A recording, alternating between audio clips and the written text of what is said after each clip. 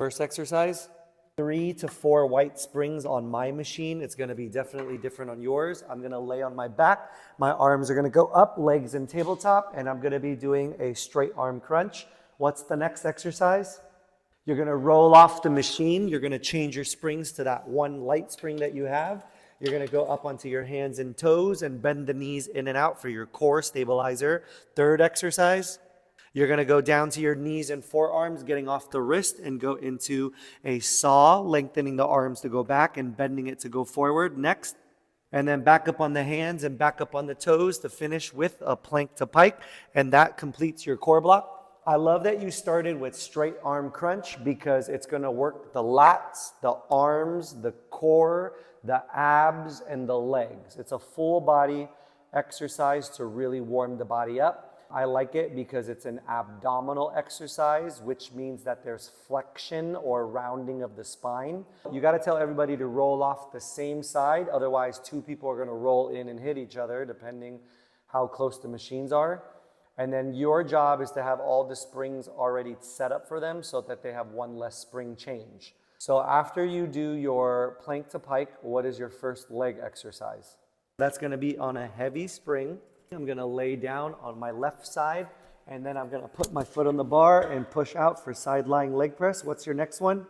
And then you're gonna get up onto the hands and the knees into a donkey kick. Next, turn around, one foot under the platform strap, other foot against the carriage strap in an isometric exercise, pushing in and out.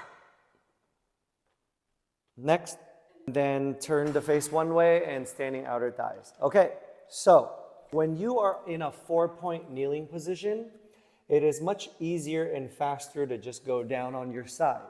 It's a little harder to go from your side up onto your knees. If you wanted to, start on donkey kick because it's easier to go down the side. In a donkey kick, if the springs are too heavy, they're gonna feel it in their shoulders, their wrists, and the knee that is down on the carriage. The reason being is because let's say I'm on a really heavy spring and I'm pushing, and then right here is when it starts to get really hard for me. Then my hands are gonna get heavier, my bottom knee is gonna get heavier, and it's gonna take it all out of my glute and my hamstrings and my quads. So I think it's gonna require you to actually perform your whole leg sequence to see what it is that you feel. From my experience, I never teach donkey kick until the very end because I really want to make sure that I roast your glutes and warm them up for the donkey kick. I loved how you had sprinter's lunge as the third exercise because a sprinter's lunge, the target leg is on the platform in an isometric hold. I like that you moved the target leg through full ranges of motion, and then as the third exercise, got them into an iso so that their isometric leg will really feel it as their non-working leg pushes the carriage out and in. And then I loved how you ended with a standing inner thigh. I feel like although that is like not an easy exercise, it is one of the easier ones. So you kind of ended with something that was like a reward because a lot of people like the standing outer thigh. Good.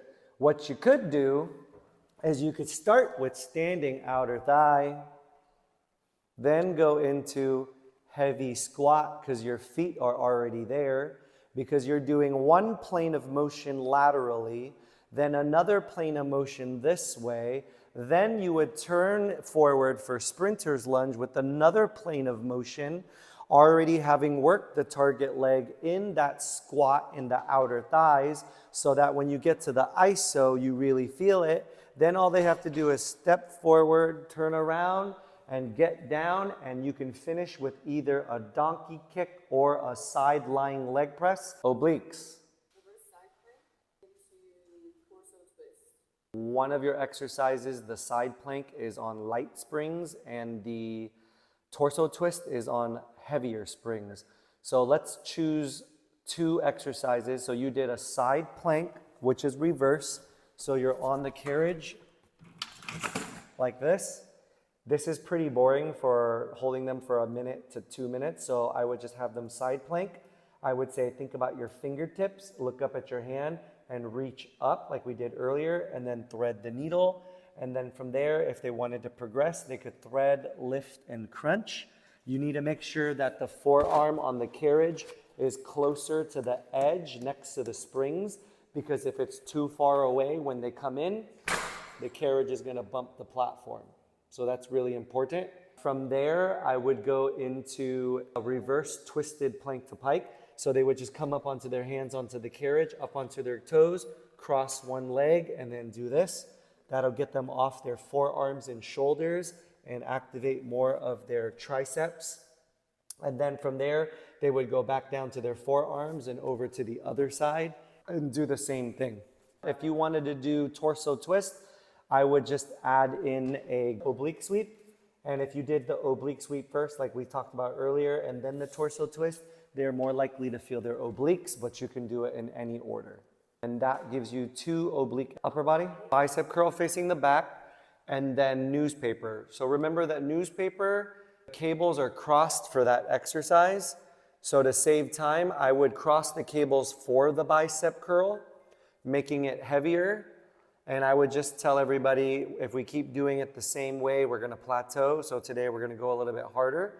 And that way, when they're done with this pulling exercise, they can glue their elbows to their ribs and open outwards. Then you turn to face forward, and what are the next 2? Shoulder press, it's a hug a tree. Shoulder press, arms go up, and then hug a tree, arms forward. Very good. Keep in mind that if you do exercises at the back or on the carriage facing the back, and then turn to face forward, it takes a little bit of time to transition. Plank to pike, up on the hands and the toes, lifting and lowering. Next exercise. Down to your knees, down to your forearms, pushing the carriage out and lengthening the arms. Next.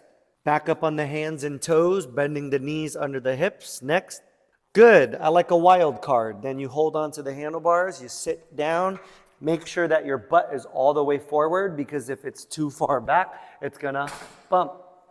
That's where you start with feet underneath the straps, arms out in front of you, and you extend and lean back. And then bend and come forward, folding the body in half, or saying chest to knee or knee to chest, whatever you want to say. If you have Pilates balls, I would definitely put this underneath the lower back. The sacrum or the tailbone is going to be a lot harder. Above the sacrum is going to be a little bit more modified. This is not only going to help them force that core engagement, because if they didn't, they would just arch over the ball. But it'll also protect the lumbar spine, which I have problems with my lower back, and I love this as the #1 prop. Off topic, if you have Pilates balls, if you wedge it in between the thighs, above the knees, and the magic number is squeeze 20%. If you squeeze too much, it's gonna activate too much inner thighs, but if you squeeze just enough, you're gonna activate the lower abdomen and the pelvic floor. So you can do that in plank to pike, you can do it in Panther, not really in ab wheel or saw, but the magic number is squeeze or press 20%. Also note that when you use props, always give it as an option. In 10 seconds, we're gonna be doing a plank to pike with the Pilates ball, but you don't have to use it if you don't want to. In 3, 2, 1. Some people have something called pelvic floor dysfunction, where they have pain during intimacy, pain when doing a lot of things in general, and things like this don't really feel good for them. And some people maybe just have hygienic issues where they're like, I'm not gonna put this on my skin because I don't know where it's been. I love the wild card. Both of you one did a straight arm crunch, one did a seated crunch. It's not on the hands, it's not on the forearms, it's a different plane of motion, and people usually like that. For your notes, if you put the foot underneath the strap and they curl their toes too much or hook their foot too much, they're gonna automatically turn on their hip flexor. So your cue is to ease the hooking out of their foot and to focus on their lower abs, to draw the carriage in, and then the knees to bend to help the lower abdomen. I use words like focus and concentrate on your lower abs and squeeze and contract them to bring the carriage forward, using the knees as a secondary option or assistance to bring you in. In my opinion, if you do a seated crunch first, they're gonna really agitate their hip flexors because they haven't warmed up their transverse abdominis or their rectus abdominis. Everything that I tell you is not an absolute, but it is a may and a can based on the years of me teaching as a teacher and a master trainer. Everybody's body is different. I teach to the majority of the problem or the majority of where someone thinks it's too hard or too easy. What's your leg exercises? Feet side by side, light squat without moving the carriage. Next, turning to face forward, platform lunge. Next, turning back the same direction, moving 1 foot forward, 1 foot diagonally back, and sitting back and down like a deadlift. Next. Awesome. And then going down to the floor over to this side for a floor lunge. You started up top and you move them down instead of going up, down, and making them ping pong. Let's talk about light squats. If you teach light squats as a new instructor, I highly recommend turning the feet outwards by 1 hour. Being very specific is very good because sometimes even though you say slightly turn out your foot, they literally go out like this. So 1 hour accounts for 2 hours and 2 accounts for 3. The reason why we turn out our foot is because if your legs are longer than the upper half of your body, the torso, turning your feet outwards will rotate the femur out in the hip socket, which will allow you to come down lower. It'll activate more inner thighs. And the main reason why we turn our foot out as new instructors is if your feet are forward, the likelihood of you turning into a shy cartoon character as you squat is going to be really bad. And it's really bad if someone doesn't have an arch in their foot because that also causes them to collapse inwards. So outwards is the way to go so that everybody is safe. However, everything in moderation, none in excess. If we keep doing open hip exercises where our feet are turned out, our hips are going to open up more and more and more over time, and that's not going to be good for your hips. So sometimes I'll teach one direction with feet turned out, and then when I turn to the other side, I'll do it feet forward. However, if you were to do what I just said, you need to tell everybody before class why you're going to be doing this, because if you don't tell them why, they will not do it. So I always sell. We're doing one open hip and one closed hip, because I want you to not, everything in moderation, so on and so forth. Just tell a story, teach them a lesson. Platform lunge, I'm gonna tell you all this. All your lunges should have a hinge. The reason why, the 4 reasons why that you hinge. 1, it makes the front leg heavier as you lower down to take the weight out of the toe behind you so that you don't drag the carriage in on the way up. Your hip flexor, if you don't hinge, your groin is going to be stretched very far and it's not going to feel nice for most people. You're going to be able to get down a little bit lower than if you didn't hinge. Also, it's going to activate more glutes because when you hinge, the glute will stretch more towards where the lower back and the upper part of your butt connect. Also down below where the hamstring and the bottom of the glute connect. So by hinging, it stretches all the way on the glute and it'll give you more glute activation. The only exercise or the only lunge that you can be in an upright angle is platform lunge. The reason why is when you're in a platform lunge in an upright angle, you're going to be working the hip flexor, aka strengthening the hip flexor. So what does that mean when I say strengthen the hip flexor? That means that we're holding the hip flexor in a lengthened position in a longer duration. This is going to build strength, so that way it's in addition to stretching. So what I'll do is I'll teach a platform lunge in an upright angle for 1 minute. Then I'll have them hold and pulse for 30 seconds in an upright angle. Then before we go back to full range, I'll have them hinge forward and I'll say, feel how that makes the front leg heavy. And now we're going to go back to full range in hinge with a hinge. So come up, lift the chest up to the upright position, and then lower down as you lean forward from the chest, the chin, or the nose, like you're peeking over the front platform, wondering what's down below. I love imagery because people don't listen, but they can definitely imagine.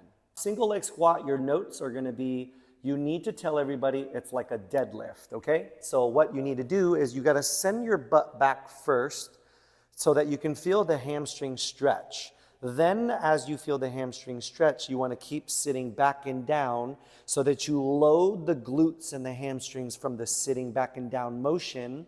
And how do you know you hinge too much? You never want your thigh to touch your stomach. That's like, why do you need to hinge like this? Like there's no point for it, right? Some people just think, I'm gonna go all the way down. The knees can go forward only up until the toes. Anything past the toes, I'm gonna say is gonna be too much pressure into the knees and too much into the quads. In a platform lunge, you wanna make sure that when you lunge that the knee stays stacked over the ankle. If you need to correct somebody, all you do is you put one hand on their knee, and remember to use the meaty part of your hand. Yoga has taught me this weekend that they call it the heel of your hand on the knee, and then the other hand is on the calf, because you want to keep the knee from going forward and you want to keep the calf from going back. So by holding those two places, you're going to be able to keep them safe and make them feel safe. When you correct somebody by holding the knee and the calf, you want to also feel if their calf feels very stiff or tense. That's when I say, rub their calf like a genie lamp and tell them to relax. And as soon as they relax their calf and they come up through their lunge, the tension is no longer being stuck in the calf, and the intention, the energy is going to shoot up into the hamstrings and the glutes, and they're going to feel it more.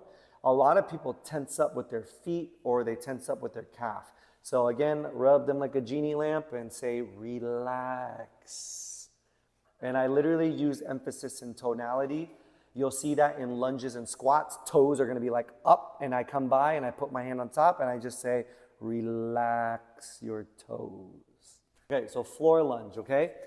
Your machines are, all the machines except for Pilates reformers are higher than normal. So I want the shortest person and the tall person to do these two things after I show you, okay? A floor lunge, your foot is on the floor and your toe is down and your knee is lifted and you're going down and up like this. Even though I'm hinging, because this carriage and machine is so high, what it does is in the starting position, my hip is lifted up because of it being high.